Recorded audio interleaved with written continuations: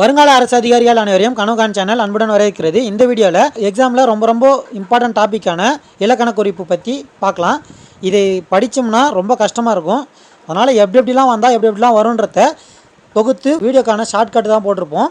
Video ஃபுல்லாக பாருங்கள். பார்த்துட்டு ஒரு 12 கேள்வி கேட்டிருப்போம். அந்த 12 கேள்விக்கான ஆன்சரை கமெண்ட் பண்ணுங்கள். அதே போல் வீடியோவை பற்றின நிறை குறையும் கமெண்ட் பண்ணுங்கள். அதே போல் ரெகுலராக கமெண்ட் பண்ணுறவங்களுக்கு, அதாவது எல்லா வீடியோக்கும் ரெகுலராக கமெண்ட் பண்ணுறவங்களுக்கு நம்ம சேனலோட 20K சப்ஸ்கிரைபர் ரீச் ஆகிறப்போ ஒரு கிவ்அவே தரலான்னு இருக்கும். அந்த கிவ்அவே என்ன தரலான்றத சஜஸ்ட் பண்ணுங்கள். அதோட சஜஷனும் கமெண்ட்டில் சொல்லுங்கள். இப்போ வாங்க வீடியோக்குள்ளே போகலாம். முதல்ல பண்புத்தொகை. பண்புத்தொகைனா வெண்கரடி, இதுதான் எக்ஸாம்பிள். இது பிரிச்சிங்கன்னா மை விகுதி வரும். சரிங்களா? வெண்மை கூட்டல் கரடி அப்படின்னு வரும். மை விகுதி வந்தால் பண்புத்தொகை. இது எல்லாருக்குமே தெரியும். அதை தவிர்த்து ஒரு பொருளோட நிறம், வடிவம், சுவை, குணம், எண்ணிக்கை இதெல்லாம் வருது இல்லைங்களா? இதெல்லாமே பண்பு தொகையில் தான் வரும். நான் சொன்னேன் இல்லைங்களா, அதில் வர்றது எது பார்த்தீங்கன்னா வட்டக்கோடுன்னு இருக்குங்களா? இது ஒரு கோடுன்றதை குறிக்குது. அது வட்டமாக இருக்குன்றது அந்த கோடோட பண்பு குறிக்குது. சரிங்களா? அதனால் இது பண்பு தொகை. அடுத்து இரு பெயரொட்டு பண்பு தொகை அப்படின்னா என்னென்னா, ஒரு பொது பெயர் வந்துடும். சரிங்களா? அதுக்கு முன்னாடி சிறப்பு பெயர். எக்ஸாம்பிள் என்னென்னா, பொது பெயர்னா மலர். உலகத்தில் எத்தனையோ மலர் இருக்குது. சரிங்களா? ரோஜா மலர் இருக்குது, மல்லி இருக்குது, எல்லாமே மலரில் தான் வரும். தாமரைன்றது என்னென்னா அதோட சிறப்பு பெயர். சரிங்களா? மலரில் இருக்கிற சிறப்பு பெயர். சரிங்களா? மலர்ன்றது பொது பெயர். அந்த எந்த மலரை குறிக்குதோ அது சிறப்பு பெயர். அதனால் இது இரு பெயரொட்டு பண்பு தொகை. அடுத்து வினைத்தொகை அப்படின்னா என்னென்னா 3 காலத்தையும் காட்டும். சரிங்களா?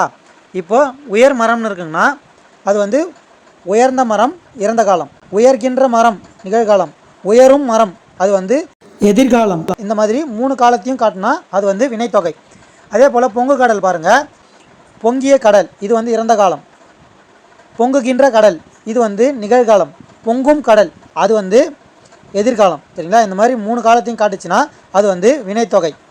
அதுவும் இல்லாமல் வினைத்தொகையை ரெண்டாக பிரிச்சிங்கன்னா, இந்த மாதிரி உயர் மரம் இருக்குங்களா, அது ரெண்டாக பிரிச்சிங்கன்னா முதல்ல வருது இல்லைங்களா, அது இன்னொருத்தருக்கு கட்டளை இருக்கிற வாக்கியமாக அது அமையும். சரிங்களா? அதை வச்சு கூட வினைத்தொகையை கண்டுபிடிக்கலாம். அடுத்து பார்த்தீங்கன்னா ஓமை தொகை, உருவகம், உண்மைத்தொகை, எண்ணுமை, முற்றுமை இதெல்லாம் கன்ஃபியூஸ் ஆகிறதுக்கு வாய்ப்பு இருக்குது. அதனால தான் இது 5மே ஒன்றா கொடுத்துருக்கேன். முதல்ல ஓமை தொகையும் உருவகமும் பார்க்கலாம். இப்போது மலர் அடின்னு வருதுங்களா, அதுக்கு மலர் போன்ற அடி, அதாவது நம்மளோட அடி பாதம் இருக்கு இல்லைங்களா, அதை மலரோடு ஒப்பிடுறாங்க. சரிங்களா? மலர் போன்றன்ற ஓமை தொகை மறைஞ்சு வந்துச்சுன்னா அது ஓமை தொகை. சரிங்களா? இப்படி சொன்னாலும் ஓகே. அப்படி இல்லைனா மலர் போன்ற அடி, மலரை அடி, அதாவது அடிக்கு மலரை ஒப்பிடுறாங்க. நம்ம அடி பாதம் இருக்கு இல்லைங்களா, நம்மளோட உருவத்தை மலரோட ஓமை, அதாவது மலரை ஓமையாக கொண்டு இன்னொரு உருவத்தை குறிப்பிட்றாங்க அப்படின்றது தான் இதோட இதுவே. இதில் பாருங்கள், முதல்ல ஓமை, ஓமையாக சொல்லப்படுற மலர் முதல்ல வந்துச்சுன்னா அது ஓமை தொகை. சரிங்களா? இதே ஒப்பிட்டு பார்க்குற உருவகம். சரிங்களா? உருவகம் முன்னாடி வந்துச்சுன்னா அது உருவகம். சரிங்களா? சிம்பிள் தான். முதல்ல ஓமை தொகைக்கும் சரி உருவகத்துக்கும் சரி ஓமையாக சொல்லப்படுற பொருள் வரும். அதே மாதிரி எந்த உருவத்தை அதோட ஒப்பிடுறாங்களோ அதுவும் வரும். சரிங்களா? இதில் முதல்ல ஓமையாக சொல்கிற பொருள் வந்துச்சுன்னா அது ஓமை தொகை. இதே எந்த உருவத்தை ஒப்பிடுறோமோ அது சொன்னோன்னா அது உருவகம். இதில் எக்ஸாம்பிள் பாருங்கள். மலர் அடின்னு இருக்குங்களா, மலர்ன்றது ஓமையாக சொல்லப்படுற விஷயம். சரிங்களா? அது முன்னாடி வந்திருக்கு, அப்போ ஓமை தொகை. இதே அடி மலர் அப்படின்னு வருதுங்களா, அடின்றது பாதம். சரிங்களா? நம்ம வைக்கிற பாதம் ஒரு உருவம். சரிங்களா? அந்த உருவத்தை சொல்கிறதுனால அது உருவகம். சரிங்களா? அடுத்து உண்மை தொகை, எண்ணுமை, முற்றுமை இது 3 தான் மேக்ஸிமம் கன்ஃபியூஸ் ஆகும் ஒன்றாவே. சரிங்களா? அது எப்படின்னு பார்க்கலாம். இப்போது உண்மை தொகைனா உண்மை தொகைந்து போயிருக்கும், அதாவது தொய்ஞ்சு போயிருக்கும், மறைஞ்சு போயிருக்கும். சரிங்களா? அதுதான் இதுக்கான அர்த்தம். உண்மை தொகைனா உண்மை மறைஞ்சிருக்கும், தொகைஞ்சு போயிருக்கும் அப்படின்றது தான் இங்கேயும் பாருங்கள். ஓமை தொகைன்னு இருக்குதுங்களா, ஓமையாக சொல்லப்படுறது, அதாவது ஓமை உறுப்பு இருக்கு இல்லைங்களா, அது தொகைஞ்சி, அதாவது மறைஞ்சு போகிறது தான் தொகை அப்படின்னு சொல்லுவாங்க. சரிங்களா? அதை வச்சும் உண்மை தொகை ஞாபகம் வச்சுக்கலாம். உம்மு மறைஞ்சு போனால் அது தொகைஞ்சு போகிறது அப்படின்னு சொல்லுவாங்க. அதை வச்சு தாய் தந்தை அப்படின்னு சொல்லியிருப்பாங்க. அது தாயும் தந்தையும்னு வரும். அந்த உம்மு மறைஞ்சிருக்கு இல்லைங்களா, அதனால் இது உண்மை தொகை. இதே எண்ணுமைக்கும் முற்றுமைக்கும் வித்தியாசம் என்னென்னா, உம்மு வெளிப்படையாக வந்திருக்கும், ஆனாலும் வந்து இதை வந்து ரெண்டாக பிரிச்சிருப்பாங்க, எண்ணுமையாகவும் முற்றுமையாகவும் பிரிச்சிருப்பாங்க.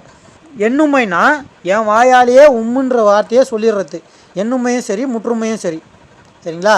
இதில் இது ரெண்டுத்துக்கு இருக்கிற வித்தியாசம் என்னென்னா, எண்ணுமைனா நான் வந்து என் வாயாலேயே வந்து உண்மை சொல்லிவிடுவேன், ரெண்டுத்துலேயுமே சரி. முற்றுமைக்கும் எண்ணுமைக்கும் இருக்கிற ஒரே வித்தியாசம் என்னென்னா, முற்றுமைனா எல்லா பொருளையும் சொல்கிறது தான் வந்து முற்றுமை. சரிங்களா? இதுக்கான எக்ஸாம்பிள் என்னென்னா, முற்றுமைக்கான எக்ஸாம்பிள் தெரிஞ்சிச்சுன்னா உங்களுக்கு வந்து இது கிளியர் ஆகிடும்.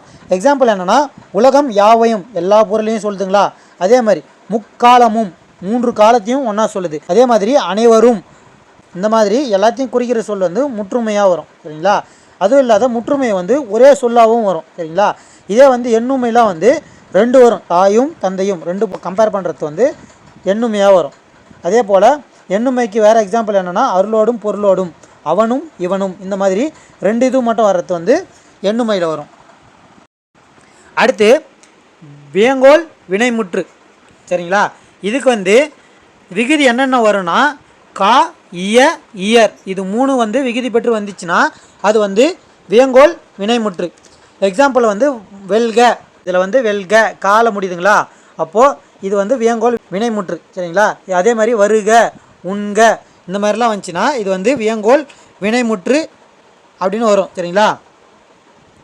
மேக்ஸிமம் வந்து காலையே முடிஞ்சிடும், ஒரு சிலது தான் வந்து இய இயர் அந்த மாதிரி முடியும். சரிங்களா? வாழிய வாழியர் அந்த மாதிரிலாம் வருது இல்லைங்களா, அதெல்லாம் வந்து வியங்கோல் வினைமுற்று. சரிங்களா? எதிர்மறை வியங்கோல் வினைமுற்றுனா எப்படி வரும்னா, சொல்லியே வந்து எதிர்மறையாக இருக்கும்.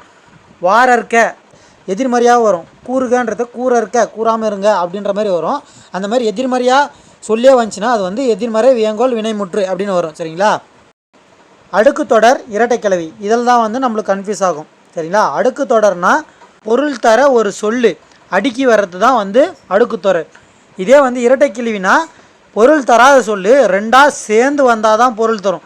அதாவது அடுக்கு தொடர்னா பொருள் தர ஒரு சொல்லு வந்து அடுக்கி வர்றது வந்து அடுக்கு தொடர். இரட்டை கிளவினா இரட்டைனா இரண்டா. சரிங்களா? 2 ஒன்றா வந்தால் தான் பொருள் தரும். சரிங்களா? இது நல்லா கிளியராக பார்த்துங்க. இரட்டை கிளவினா 2 சேர்ந்து வந்தால் மட்டும்தான் பொருள் தரும், அதுதான் இரட்டை. சரிங்களா? இதே அடுக்கு தொடர்னா பொருள் தர ஒரு சொல்லு வந்து அடுக்கி வந்துச்சுன்னா வந்து அது அடுக்கு தொடர். எக்ஸாம்பிள் பாருங்கள், அடுக்கு தொடருக்கு போ போ, அதாவது போன்னு சொன்னாவே நம்மளுக்கு வந்து பொருள் வந்துடும். அதை போன்னு சேர்த்து சொல்கிறோம் இல்லைங்களா, அது அடுக்கு தொடர். விடு விடு அப்படின்னு வருது இல்லைங்களா, விடு அப்படின்னு சொன்னாவே நம்மளுக்கு வந்து பொருள் வந்துடும். ஆனால் வந்து அதுக்கு வந்து விடு விடு அப்படின்னு சொல்கிறோம் இல்லைங்களா, அதுதான் வந்து அடுக்கு தொடர். இதே வந்து இரட்டை கிளவி பார்த்தீங்கன்னா பட பட அப்படின்னு சேர்ந்து வந்தால் மட்டும்தான் அதுக்கு வந்து பொருள் தரும். ஜன்னல் வந்து காற்றுல படப்படன்னு அடிச்சிச்சு அப்படின்னு சொல்கிறோம் இல்லைங்களா, பயத்தில் கண்கள் வந்து படப்படன்னு அடிச்சிக்கிச்சு அப்படின்னு சொல்லுவோம் இல்லைங்களா, அந்த மாதிரி பட பட அப்படின்னு சேர்ந்து வந்து பொருள் தந்தால் மட்டும்தான் வந்து அது இரட்டை கிளவி. இதே வந்து பட அப்படின்னு தனியாக பிரிச்சிங்கன்னா அது வந்து பொருள் வராது. அதே மாதிரி சலசலன்னு இருக்குங்களா, அது வந்து நீர் வந்து சலசலன்னு ஓடிச்சு அப்படின்னு சொல்லுவோம். இதே வந்து பிரிச்சிங்கன்னா சலன்னு வரும், சலைக்கு அர்த்தமே கிடையாது. அதனால் சேர்ந்து வந்தால் தான் வந்து அது பொருள் தரும், அதுதான் வந்து இரட்டை கிளவி. இதே வந்து விழித்தொடர் அப்படின்னா என்னென்னா, அழைப்பது போல் வருவது. மழையே வா, பெண்ணே, கொடியே அப்படின்னு சொல்லுவாங்க இல்லைங்களா, அதெல்லாம் வந்து விழித்தொடர் அதில் வரும். அடுத்து பெயரெச்சம் வினையெச்சம் முற்றெச்சம், 3த்து இருக்கிற வித்தியாசத்தை பார்க்கலாம். முதல்ல பெயரெச்சமும் வினையெச்சமும் பார்த்துடலாம். நம்மளுக்கு வந்து உயிர் எழுத்துக்கள் இருக்கு இல்லைங்களா, அ இ இ ஊன்னு இருக்கு இல்லைங்களா, அதில் ஆ வந்து ஒன்றுத்துக்கு வச்சுங்க, பெயரெச்சத்துக்கு ஆள முடிஞ்சால் அது வந்து பெயரெச்சம். மிச்சம் இருக்கிற இ ஊ இருக்கு இல்லைங்களா, அது 2 வந்துச்சுன்னா வினையெச்சம். இது எப்படி ஞாபகம் வச்சுக்கலாம்னா, அட்டனன்ஸில் கூட பார்த்தீங்கன்னா ஆன்ற பெயர் தான் வந்து ஃபஸ்ட்டு இருக்கும். சரிங்களா? மிச்சம் இருக்கிற பெயர்லாம் வந்து லாஸ்ட்டில் இருக்கும். அதை வச்சு பெயரெச்சம் வந்து ஆ அப்படின்னு ஞாபகம் வச்சுக்கலாம். எக்ஸாம்பிள் பாருங்கள், படித்த மாணவன், படித்த ஆள முடியுதுங்களா, அப்போது பெயரெச்சம். அதே வந்து படித்த பள்ளி அப்படின்னு வருதுங்களா, அது பெயரெச்சம். நடந்த பாதை அப்படின்னு வருதுங்களா, நடந்த ஆ வந்தால் பெயரெச்சம். மலர்ந்த மலர் அப்படின்னு வருதுங்களா, அதே மாதிரி ஆள முடிஞ்சால் அது வந்து பெயரெச்சம். இதே வந்து ஊ ஈ சொன்னோம் இல்லைங்களா, அதில் முடியத்தை பாருங்கள். வினையெச்சத்துக்கு எக்ஸாம்பிள் பாருங்கள், படித்து ஊல முடியுதுங்களா, அப்போது வினையெச்சம். ஓடி ஈல முடியுதுங்களா, அதாவது அந்த எழுத்தில் தான் முடியணும்னு இல்லை, அந்த உச்சரிப்பில் முடிஞ்சாவே அது கணக்கு. சரிங்களா? அது சொல்ல மறந்துட்டேன். அந்த உச்சரிப்பில் முடிஞ்சாவே, இப்போ ஓடினா டீயில் முடிஞ்சிக்குது, அதனால் வந்து இது வினையெச்சம் இல்லை அப்படின்னு சொல்ல முடியாது. ஓடி ஈன்ற உச்சரிப்பில் முடியுது. அப்போது அது வந்து வினையெச்சம். அடுத்து முற்றெச்சம். முற்றெச்சம்னா முற்று பெறாமல் இருக்கிறது தான் வந்து முற்றெச்சம். எக்ஸாம்பிள் பாருங்கள், கற்றனன் மகிழ்ந்தான் அப்படின்னு வருதுங்களா. இதுக்கு வந்து கற்று மகிழ்ந்தான் அப்படின்னு வரும். ஆனால் அப்படி வராமல் கற்றனன் மகிழ்ந்தான் அப்படின்னு வருது இல்லைங்களா.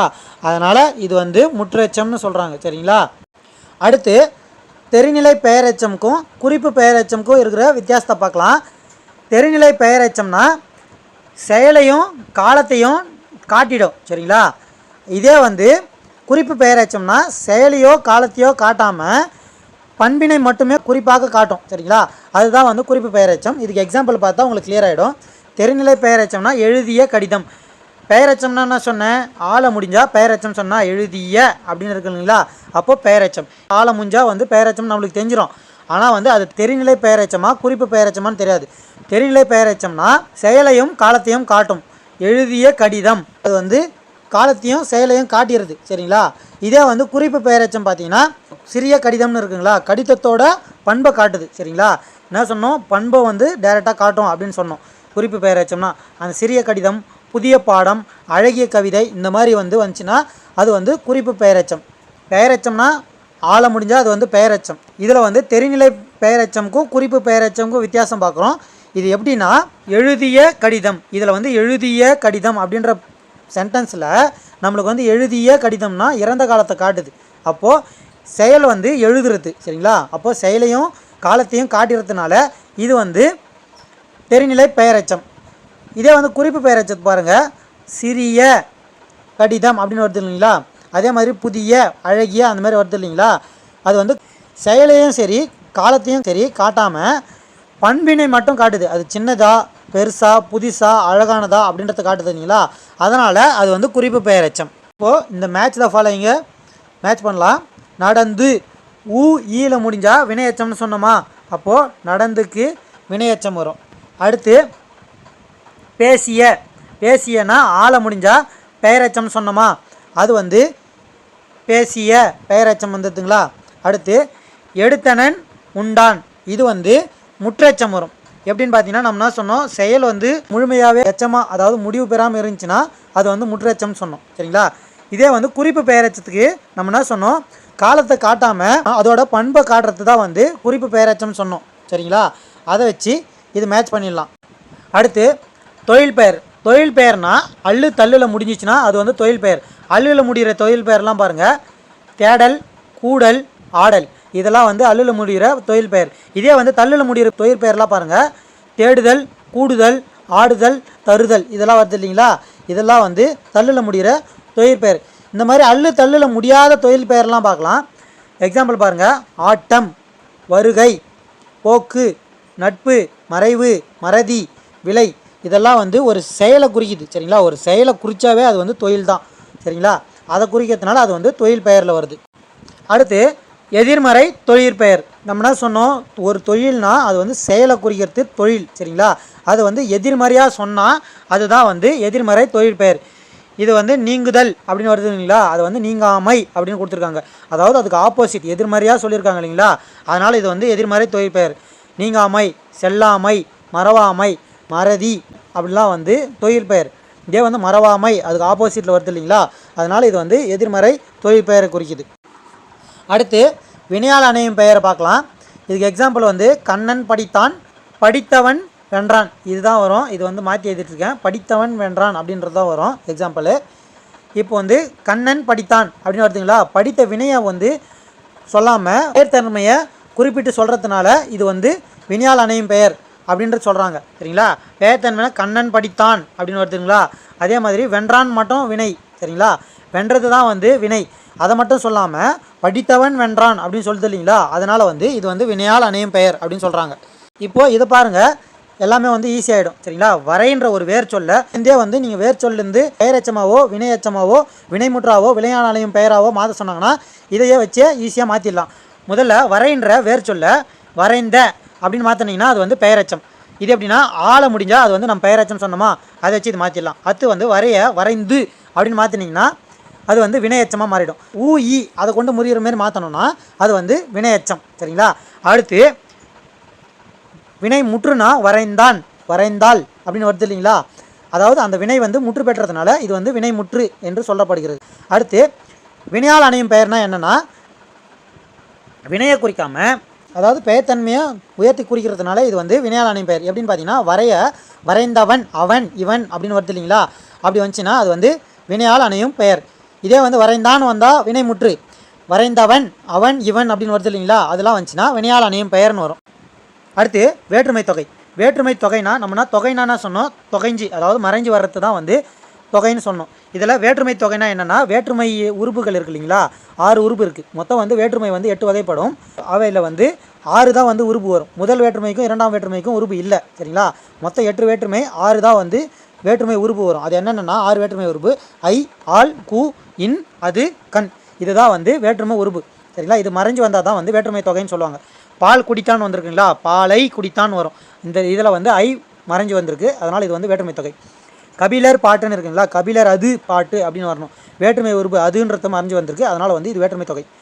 நீர் பாம்பு, நீரின் கண் வாழும் பாம்பு. இன், அது, கண் அப்படின்னு சொன்னால் 6வது வேற்றுமை உறுப்பு, அதாவது 7வது வேற்றுமை தொகை, சரிங்களா. அது வந்து மறைஞ்சு வந்திருக்கிறதுனால இது வந்து வேற்றுமை தொகை என்று சொல்லப்படுகிறது. அடுத்து ஒரு பொருட்பன்மொழி இரு பெயரொட்டு பண்பு தொகை. இதுக்கு ரெண்டுத்துக்கு வந்து நம்மளுக்கு கன்ஃபியூஸ் ஆகும். இது எப்படின்னு பார்க்கலாம். இரு பெயரொட்டு பண்பு தொகைனா, இரு பெயரொட்டுனா 2 பேர் வரும். ஒன்று வந்து சிறப்பு பெயராக இருக்கும், இன்னொன்று வந்து பொது பெயராக இருக்கும். இது ஆல்ரெடி நம்ம சொல்லியிருக்கோம். இதில் வந்து பொது பெயர் எதுன்னு பார்த்தீங்கன்னா மலர். எல்லா மலரையும் பொதுவாக குறிக்கிறது வந்து மலர்ன்ற வார்த்தை. இதே வந்து தாமரைனா குறிப்பிட்டு அந்த ஒரு மலரை மட்டும் குறிக்கிறது, தாமரை மலரை மட்டும் குறிக்கிறதுனால இது வந்து சிறப்பு பெயர், சரிங்களா.